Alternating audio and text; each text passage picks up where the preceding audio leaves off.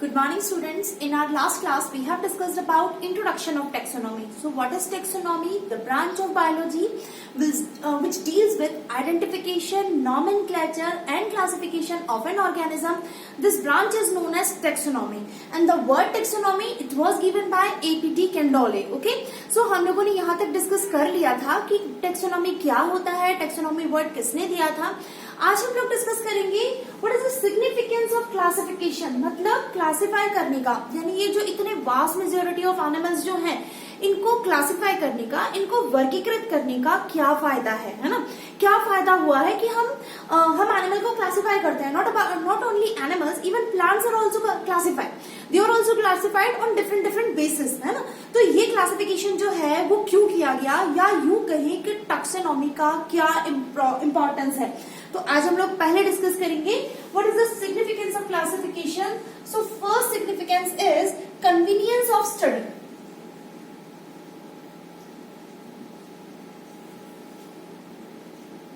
Convenience of study. Okay, पहला convenience मतलब सुविधा मतलब पढ़ने में आसानी होना.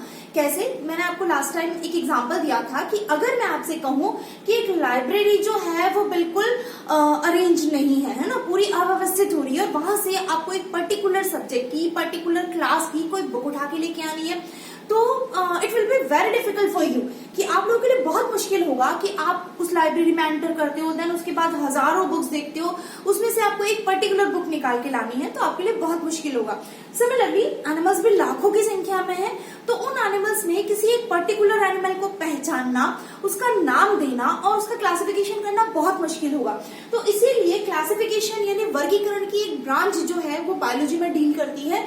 तो उससे क्या होगा, हमें आसानी होती है एनिमल्स को पहचानने में, उनका नाम जानने में और उनका क्लासिफिकेशन जानने में. फॉर एग्जाम्पल, अगर मैं कहूं कि एक सिंगल सेलुलर एनिमल है, एक कोशिकीय एनिमल है, तो आपके दिमाग में फट से ऐसा वो आएगा, क्लिक क्या करेगा कि अगर ये एनिमल जो है वो एक कोशिकीय है, दैट मीन्स ये कहां से बिलोंग करना चाहिए, ये प्रोटोजोआ हो सकता है ना. हम सिर्फ हो सकता है कह रहे हैं. क्यों हो सकता है कह रहे हैं कि हम फर्दर और उसको स्टडी करेंगे, लेकिन हमारे पास एक पॉसिबिलिटी बन जाती है कि ये एनिमल जो है वो प्रोटोजोआ से बिलोंग करना चाहिए.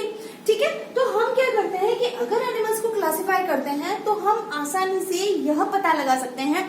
पहला इंपॉर्टेंट जो बेस होगा वो क्या होगा कि अगर इस एनिमल के अंदर नोटोकॉर्ड प्रेजेंट नहीं है, that means it must be a non corded.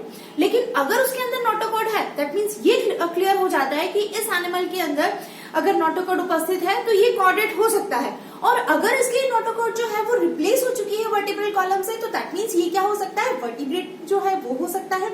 तो अगर हम एनिमल को इस तरह से सारे इनवर्टिब्रेट्स में, that means protozoa, porifera, coelenterata, platyhelminthes, aschelminthes, annelida, arthropoda, mollusca, echinodermata, अगर इस तरह से क्लासिफाई कर देते हैं एनिमल्स को, तो क्या होगा, हमें आसानी हो जाएगी एनिमल को पहचानने में, उसका नामकरण करने में और उसका क्लासिफिकेशन करने में. तो इसीलिए अगर एनिमल को क्लासिफाई किया जाता है तो उसको इजीली स्टडी किया जा सकता है. So this is first significance of classification. What is the second significance? Knowledge of affinities. Affinities मतलब समानता है ना. कैसे समानता है? अगर मैंने आपको एक एग्जांपल दूं कि एक एनिमल जो है वो पानी के अंदर रह रहा है, तो आप सबसे पहले क्या एग्जांपल आपके दिमाग में क्या क्लिक करने वाला है कि अगर ये एनिमल पानी में रह रहा है तो दैट मीन्स इसको पानी में तैरने के लिए इसके पास क्या होंगे, फिन्स प्रेजेंट होंगे. ये पानी में श्वसन करने के लिए इसके पास क्या होंगे, गिल्स प्रेजेंट होंगे. तो आप इससे पहले ये क्लिक करेगा कि अगर पानी में रहने वाला एनिमल है, दैट मीन्स ये फिश कैटेगरी का हो सकता है, ये क्लास फिशेस के अंदर जा सकता है. तो आप क्या करते हो, जब कभी भी एनिमल को क्लासिफिकेशन करना होता है तो आप ये देखते हो कि पर्टिकुलर एनिमल के अंदर कौन कौन से लक्षण हैं, ये क्या लक्षण शो कर रहा है. उन लक्षणों के आधार पर आप ये डिसाइड करोगे कि इन लक्षणों वाला एनिमल जो है वो कौन सा ग्रुप है, एनिमल का कौन सा ग्रुप है जिसमें हम इस एनिमल को रख सकते हैं. फॉर एग्जाम्पल मैंने आपको दिया, पानी में रह रहा है, फिन्स के थ्रू वो स्विमिंग कर रहा है, उसके बाद गिल्स के थ्रू रेस्पिरेशन कर रहा है, तो दैट मीन्स आपके दिमाग में क्या क्लिक करेगा कि ये एनिमल जो है वो क्लास फिशेस से बिलोंग करना चाहिए। हम ये नहीं बोल रहे हैं कंफर्म कि होगा ही होगा, हम ये बोल रहे हैं कि भाई इसमें ये कैरेक्टर है तो इट मीन्स ये बिलोंग करना चाहिए। हम फर्दर उसको स्टडी करेंगे।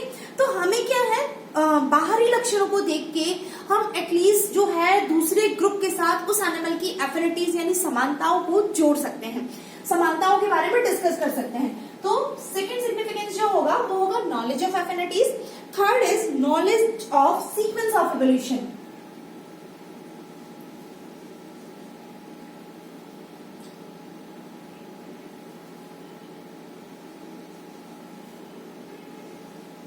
knowledge of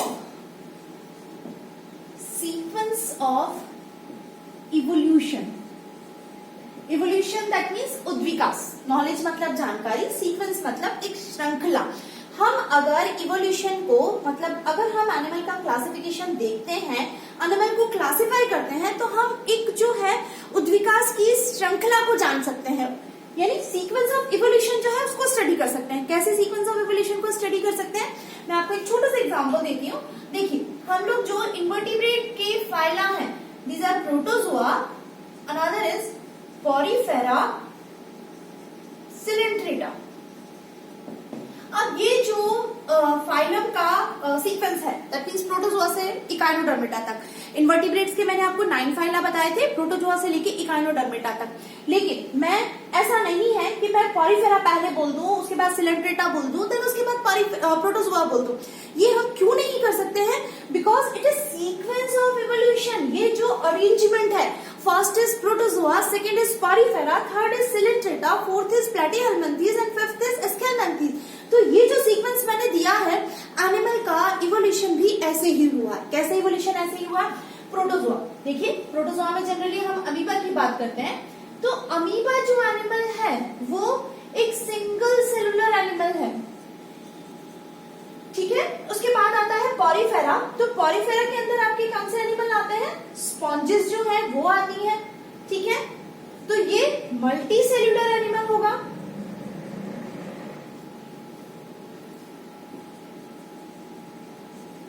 देन उसके बाद सिलेंट्रेट्स आते हैं।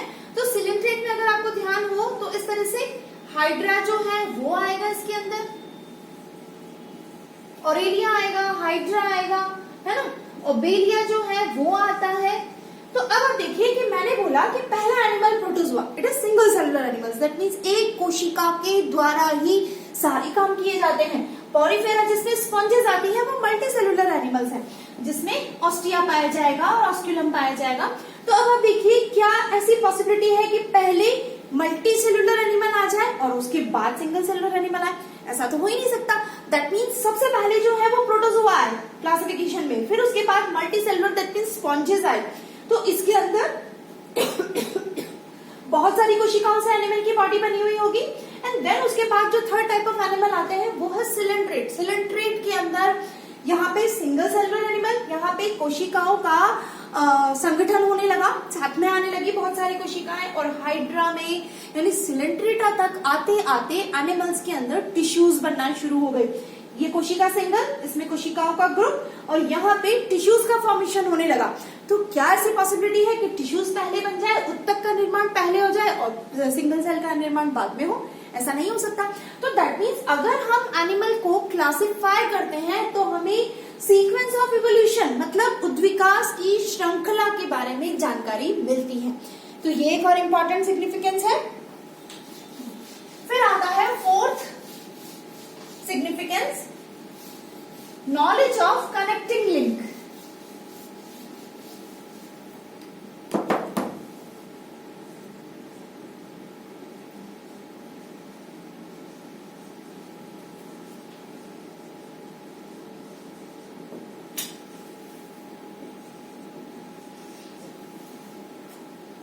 कनेक्टिंग लिंक का मतलब होगा संयोजी कड़ी। ओके, तो यहाँ पे आप देखिए नॉलेज ऑफ कनेक्टिंग लिंक मतलब हमें क्या पता चलेगा कि जब हम क्लासिफाई करते हैं एनिमल्स को, है ना, उनको अलग अलग फाइला के अंदर, क्लासेस के अंदर, ऑर्डर के अंदर जब हम क्लासिफाई कर देते हैं तो हमें कनेक्टिंग लिंक के बारे में जानकारी मिलती है, दैट मीन्स संयोजी कड़ियों के बारे में जानकारी मिलती है। मैं एक ऐसा एग्जांपल देती हूँ जो जिससे आप फैमिलियर हो। आप लोगों ने आर्कियोप्टेरिक्स का नाम सुना होगा। Archaeopteryx, it is connecting link between reptiles and birds. Okay, clear है आप लोगों को? ये क्लास रेप्टिलिया और क्लास एवीज जो होता है, मतलब सरीसृप और पक्षी वाला वर्ग जो है ना, क्लास जो है, उनके बीच का संयोजी कड़ी है। कैसे संयोजी कड़ी है? हम कैसे कह सकते हैं कि भाई जो रेप्टाइल्स है उसी से पक्षियों का उद्विकास हुआ, कैसे कह सकते हैं? बिकॉज हमारे पास एक संयोजी कड़ी है। आर्कियोप्टेरिक्स एक ऐसा एनिमल है जिसमें कुछ लक्षण जो है वो सरीसृप वर्ग के पाए जाते हैं और कुछ लक्षण जो है वो बर्ड से पाए जाते हैं। तो इससे हम लोगों ने क्या अंदाजा लगाया? इससे हमने यह अंदाजा लगाया कि सिर्फ अंदाजा लगाया है, हाइपोथेसिस है ना, कि क्या हो रहा है कि जो बर्ड्स हैं, जो पक्षी वाला वर्ग है, उसका इवोल्यूशन उद्विकास किससे हुआ है? रेप्टिलिया से हुआ है। तो हम क्या होता है, जब एनिमल्स को इस तरह से सीक्वेंस में क्लासिफाई करते हैं तो दो फाइलम के बीच में कोई एक ऐसा एनिमल आता है जो वो ये शो करता है कि भाई प्रोटोजोआ के बाद पॉलीफेरा ही आया है या एनालिडा से ही ऑर्थ्रोपोड्स का इवोल्यूशन हुआ है। तो अगर हम एनिमल को क्लासिफाई करेंगे तो हमें इस तरह की बीच बीच में संयोजी कड़ियां जो है वो मिल जाती हैं, फॉसिल्स की फॉर्म में मिल जाती हैं। उससे हम आसानी से सीक्वेंस को कंफर्म कर सकते हैं कि ऑफ कोर्स सीक्वेंस जो है वो यही रहा है। पहले फिशेज आई, मतलब फिशेज आई, मछलियां आई, उसके बाद एम्फीबिया आए, फिर रेप्टाइल्स आए, फिर बर्ड्स आए, एंड देन फाइनली जो है क्लास मैमेलिया के एनिमल्स जो है वो आए। तो हमें इससे क्या पता चल जाएगा? अगर हम एनिमल को क्लासिफाई करते हैं तो नॉलेज ऑफ कनेक्टिंग लिंक जो है, दैट मीन्स संयोजी कड़ियों के बारे में भी जानकारी मिल जाती है। नेक्स्ट देखिए, नेक्स्ट सिग्निफिकेंस होगा knowledge of adaptation. Adaptation that means अनुकूलन।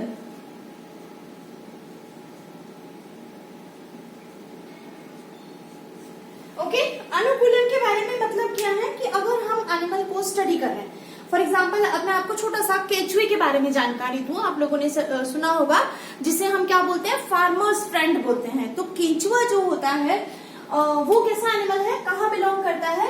It belongs to phylum annelida. या और भी दूसरा एनिमल ले लेते हैं हम लोग। तो देखिए, अडेप्टेशन का मतलब होगा अनुकूलन, यानी अगर एक एनिमल जो है एक पर्टिकुलर एटमॉस्फेयर में, वातावरण में रहता है तो उस वातावरण में रहने के लिए उसमें क्या होगा, उस वातावरण में रहने के लिए उसके पास कुछ न कुछ अनुकूलन डेवलप हो जाएंगे। अगर वो अनुकूलन नहीं डेवलप करेगा तो क्या होगा? फाइनली वो उस पर्टिकुलर एटमॉस्फेयर में रह ही नहीं पाएगा। सबसे बढ़िया एग्जाम्पल है बर्ड्स का, पक्षियों वाला एग्जाम्पल अगर हम ले तो पक्षियों ने उड़ने के लिए अपने अंदर क्या क्या अडेप्टेशन या अनुकूलन डेवलप किए? सबसे बेस्ट अनुकूलन जो था, उन्होंने अपने पंख बना लिए। That means evolution of wings. पक्षियों के अंदर विंग्स पाए जाते हैं जिससे वो आसानी से उड़ पाते हैं। उसके अलावा उनकी हड्डियां जो होती है वो खोखली होती है, जिसकी वजह से उनका वजन जो होगा वो कम होगा, तो वो आसानी से ऊपर उठ पाएंगे। उसके अलावा उनके अंदर एक ही ओवरी पाई जाती है, ओवरी भी यानी अंडाशय भी एक ही पाया जाता है, दूसरे की जरूरत ही नहीं है। दूसरा होगा तो वजन बढ़ेगा, तो एनिमल को फ्लाई करने में दिक्कत आएगी। और चौथा, और अपन देखें उसमें और क्या क्या चेंजेस आ जाते हैं। यूरिनरी ब्लैडर जो होता है, मूत्राशय जो होता है, वो भी स्टोर करके नहीं रखता यूरिन को। जैसे जैसे यूरिन का निर्माण होता जाता है वो डिस्चार्ज करता रहता है। तो दैट मीन्स ऐसे बहुत सारे अनुकूलन जो है वो पक्षी वर्ग में पक्षियों ने अपने अंदर डेवलप कर लिए उस पर्टिकुलर वातावरण में रहने के लिए। पानी में रहने वाले एनिमल्स का एग्जांपल ले, उन्होंने तैरने के लिए फिन्स जो है वो डेवलप किए, गिल्स के थ्रू वो रेस्पिरेशन कर पा रहे हैं। तो हर एक एनिमल जो है उस पर्टिकुलर वातावरण में रहने के लिए अपने अंदर कुछ अनुकूलन डेवलप करता है। तो हम क्या कर सकते हैं, जब हम एनिमल को क्लासिफाई करते हैं तो हम उन अनुकूलनों का भी अध्ययन कर सकते हैं। तो ये चीजें जो हैं, ये सारे के सारे जो है वो सिग्निफिकेंस है एनिमल को क्लासिफाई करने के। मतलब अगर हम एनिमल को क्लासिफाई करते हैं तो हमें इतने सारे फायदे जो हैं वो अलग से मिल जाएंगे। So classification of animal is very necessary because we can know about affinities, we can know about connecting link, we can know about adaptation, है ना। तो ये सारी चीजें जानने के लिए हमें एनिमल को क्लासिफाई करना जरूरी है। एक चीज और रह गई थी आपके, so who is known as father of zoology कौन कहलाते हैं? एरिस्टोटल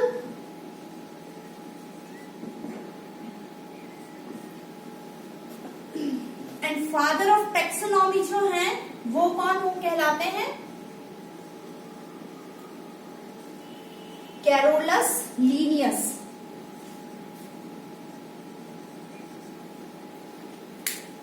जूलॉजी के पिता कौन कहलाते हैं? अरस्तु या एरिस्टोटल। और फादर ऑफ टैक्सोनॉमी जो है वो कहलाते हैं कैरोलस लीनियस। तो इस तरह से हम एनिमल को क्लासिफाई करना जरूरी है ताकि हम आसानी से उसको स्टडी कर सकें, ताकि हम एनिमल के बारे में आसानी से जान सके, उसके अनुकूलनों के बारे में जान सके, उसके संयोजी कड़ियों के बारे में जान सके और साथ के साथ उसका सीक्वेंस ऑफ एवोल्यूशन जो है उसके बारे में जान सके। तो आज के लिए इतना ही। नेक्स्ट क्लास में हम लोग बात करेंगे नॉमेनक्लेचर ऑफ ऑर्गेनिज्म और एनिमल्स, यानी एनिमल्स को किस तरह से नामकरण दिया जाता है उसके बारे में हम लोग डिस्कस करेंगे। सो आज के लिए इतना ही। Thank you so much.